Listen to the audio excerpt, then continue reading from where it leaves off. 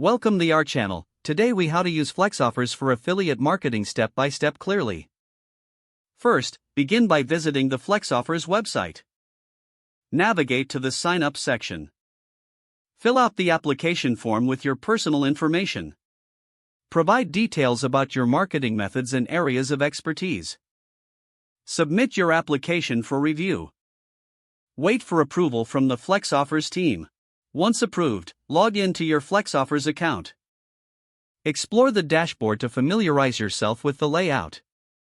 Go to the Advertisers section to view available programs. Use the search function to find specific advertisers or niches. Select an advertiser that aligns with your audience. Review the terms and conditions of the affiliate program. Click the Join button to apply for the program. Wait for the advertiser's approval to join. Once accepted, obtain your unique affiliate links. Create compelling content tailored to your audience.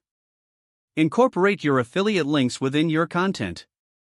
Share your content across various marketing channels. Monitor your performance using FlexOffers tracking tools.